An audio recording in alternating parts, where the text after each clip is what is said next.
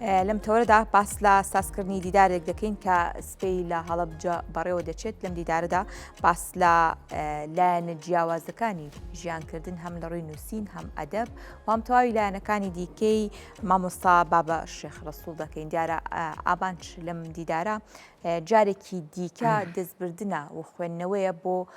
ئەو لایەنە ئەدەبی و ڕۆشنبیری و هونەر و کەلتوری و هەروە سیاسیانەی کە مامۆستا بابە شێخ ڕەسوول کاری لەسەر کردووە و هاوکات بە جۆرێک زیندووکردنەوەی ناوی ئەم کەسایەتیە دیاری کوردە. تایبەت بەم بابەتە زۆر بەڕێز کۆچەر میرزا ڕاستەوخۆ لە گەڵمانە لە ستودیۆی بەیانی کورساتنیوزەوە. مامۆستا کۆچەر سپاس بۆ ئامادەبوونی بەڕێستان بە خێراتی. سپاس بۆ بەڕێستان و سپاس بۆ کەناڵە بەڕێزەکەشتان. زۆر سپاس. دەمەوێت بپرسم سەرەتا هۆکاری سازکردنی ئەم دیدارە چییە و بۆچی دەتانەوێت دیدارێکی هاوشێوە بۆ ئەم کەسایەتی دیاری کورتڕێک بخرێت؟ بەڵێ دیارە لە مێژووی میلەتی کووردا کۆمەڵە کەسایەتی هەن کە لە سەردەمی خۆیانە زۆر کاریگەریان هەبووە بۆ ئایندەیش کاریگەریان دەبێت و بەڵام بەداخەوە بە کۆمەڵی هۆکار حەقی خۆیان پێنەدراوە مافی خۆیان پێنەدراوە. ئێمەش کەسایەتی شێخ بابە ڕەسووڵی شێگە لەو کەسایەتیانەی کە لەو کەسایەتیان کە بە بەڵێن پەنجەکانی دەست ئەژمێرێ جیاوازە لە هەموو زانە ئاینەکانی سەردەمی خۆی و ئێستش وەکو مامۆستا بابە ڕەسوول وەکو مەلای گەورە وایە وەکو مامۆستا مەلا کەریم مودەڕیس وایە وەکو دکتۆر زەڵمی وایە دکتۆر مستەفا زەڵمی وایە. لەبەرەوە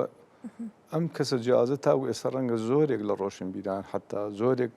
لەوانەیە کە حتا زانایانی ئاینیش مامۆستا شێخ بابە ڕەسوول وەکو خۆی ناناسن و ئێمەش وەکو ئەرکی خۆمان هینەوە سەر لەنوێ ئەم کەسایەتێک گەورەی کورد ئەناسیینەوە بە نەتەوەکەمان و بەنەوەی داهاتوو و پێی ئەڵێن ئەم پیاوە کاریگەریەکانی جیاوازەکانی ئەمن. باشە. هەڵبەتە ئەوەی کە ڕوونا با بڵێن مامۆستا بابە شێخ ڕەسوول لە چەند لایەنێکەوە خزمەتی کردووە. جیالەوەی کە ئەو با بڵێن کەسایەتیە دیارانەی کە کاتی خۆی کاریان کردووە جالەوەی کە بۆ نمونە لە دیوی ئاینی بووە ئەدەبی بووە و چەند لایەنێکی دیکە جێدەستیان دیار بوو لە ئێستاشدا دەکرێت توێژینەوە بێ و خزمەتی زیاتر بە تەواوی لایەنە جیاوازەکانی با بڵێن کۆمەڵگەی کوردی بگەێنێت. توانراوە لەو دیدارەدا کار لەسەر تەواوی لایەنە جیاوازەکان بکرێت یاخود تەنها لایەنێک هەڵبژێردراوە بۆ نمونەوەکو لایەنە دینیەکەی یاخود لایەنە ئەدەبیەکەی یان نووسینەکەی چۆن کاری لەسەر کراوە؟ بەڵێ دیارە ئێمە سێ کەسایەتی بەڕێزی بەتوانامان لەو بەرە هەڵبژاردوویە کە مامۆستا حەمە یوسوف کە ئێستا نمونەی نییە لە بەتایبەتی لە شێعری کلاسیکا و باز لە شێعرە فارسەکانێکە. مامۆستا شەقالی موفتیش باز لە ژیان و سەرگوزشتە و چیرۆک و کاریگەرەکانی مامۆستا شێخ باباکە و بەڕێز مامۆستا هومایون ساحبیش باز لە هەناسەیەکی نیشتیمان پەروەریەکە لە شێعرەکانی مامۆستا شێخ بابە ڕەسوولەوە کاریگەری نالی لەسەر شێعرەکانی مامۆستا شێخ بابە ڕەسوول دەکەن. ئێمە ئەم سێتەوەرە جیاوازە بەڕێی من ئەو سێ کەسایەتە کە باز لە مامۆستا شێخ باباکەن ئەتوانن بە جۆرێک لە جۆرەکان حەقی بنێەوە. ئێمە جگەلەوە ئەگە بکرێ مەزارەکەیشمان تازە کردوێتەوە بەرنامەکەمان سبەینە دوو بەرنامەی هەم دیداری بۆکەین هەم دوای ئەوە چین مەزارەکە یەکەینەوە کە لە گوندی عەبابی لێ. باشە. هەڵبەتە دەزانین کە ئامانجی دیدارەکە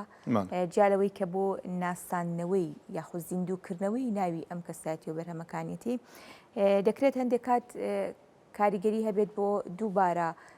کۆکردنەوەی بەرهەمەکانی یاخود بە جۆرێک لە جۆرەکان لەم جۆرە دیدارانەدا هەندێک کات کە بەرهەمی ئەو کەسایەتیە هەیە بوون بووە و تازە بکرێتەوە یاخود هەندێک گێڕانەوە هەیە کە پێشتر بە مێژوو لە مێژوودا بە هەڵە گێڕانەوە بۆ ئەم کەسایەتی کراوە ڕاست بکرێتەوە. لەم دیدارەدا تا چەندە تیشک خراوەتە سەر و بابەت. دیارە ئێمە هەروەکو کاری ڕێکخرا و لە بەرنامەی داهاتوومانە ینی دیوانەکەیمان کۆکەینەوە بەرە کۆمەڵی لە کوڵنەوە باشەوە ئیشەڵڵا عومر باقی بێ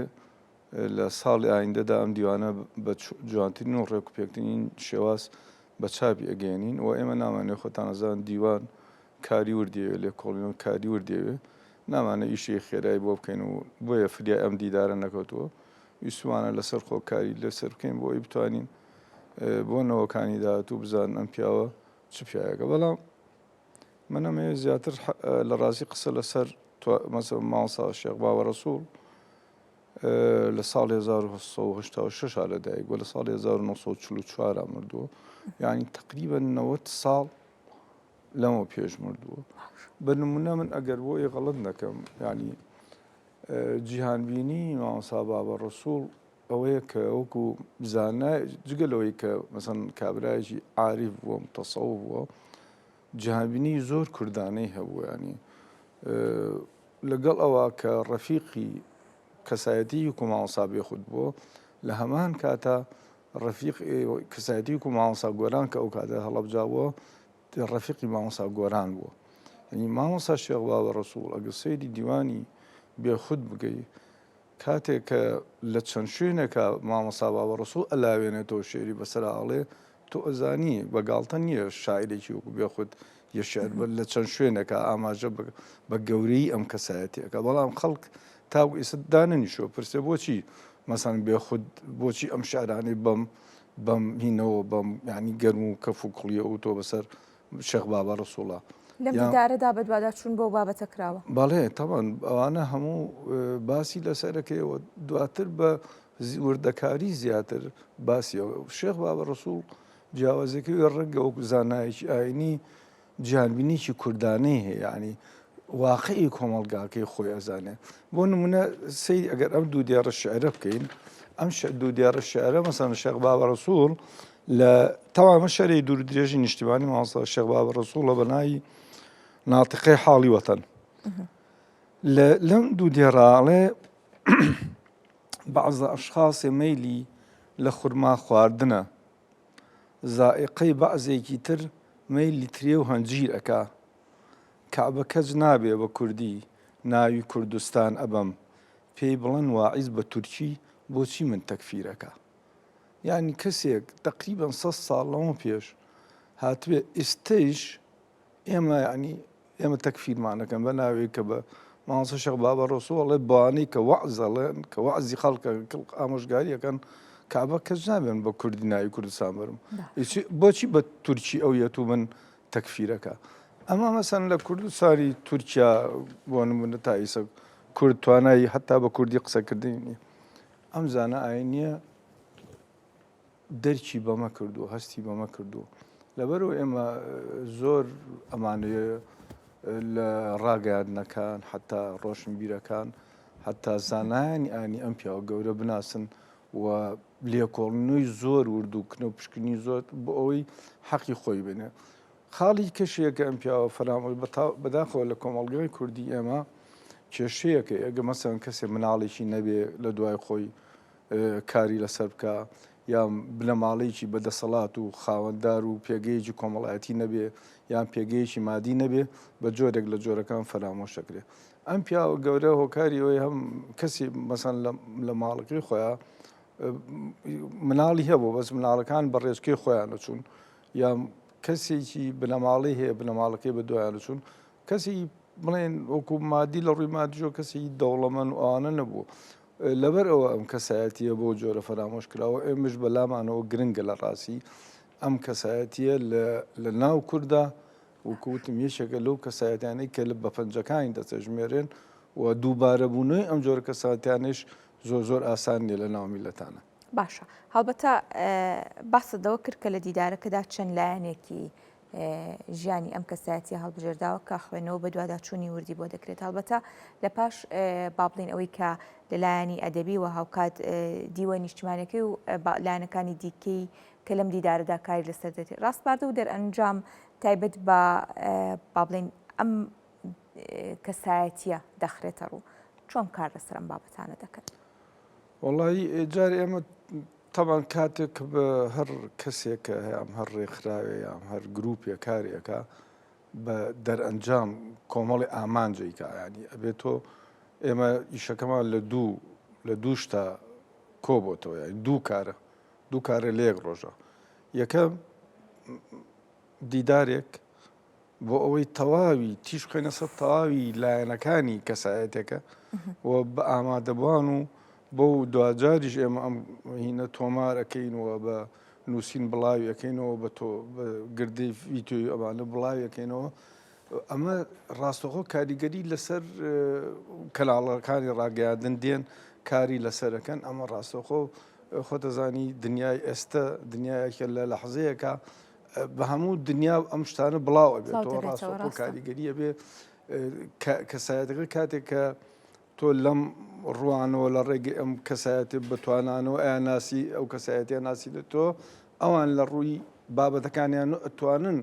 وێنەیەکی تەواوی مامۆستا شێخ بابە ڕەسوڵ کە بەداخەوە وێنەی کەسی نەماوە دووبارە بناسێنەوە. ئەمە خاڵێکی کە ئەوەی کە مەسەڵەن ئێمە مەزاری پێشتر مەزاری ئەحمەد موختارمان ئەحمەد موختار جافان تازە کردوەوە، مەزاری تایربەگی جافمان تازە کردوێتەوە، مەزاری عادیلە خانمان تازە کردوێتەوە، ئێستش مەزاری ناتقی شاعیرمان تازە کردوێتەوە، ئیسا مەزاری مامۆستا شێخ بابە ڕەسوڵ. بۆچی؟ بۆی ئاماژەیەک بین بەنەوەی پێشووتر و کە بەداخەوە ئێمە بەنەوەکانی داهاتوو ئەبێ مەزاری ئەم کەسایەتیانە ببن بە قیبلەگای نەوەکانی داهاتوو. باش ئەم دیدارە ساڵانی داهاتوودا دووبارە دەکرێتەوە؟ دەکرێتە دیدارێکی ساڵانە؟ ناکرێت دیداری ساڵە، بەڵام ئێوە لە ساڵی کە هەوڵێین کەسێکی کە فەرامۆش کراوە کە کەسی گەورەیە سەر لەنێ دیدارێ بۆ کەسی باشە. هەماهەنگەکان بۆ ئەم جۆرە دیدارانە کە دیدارێکی گەورەیە لەگەڵ لایەنە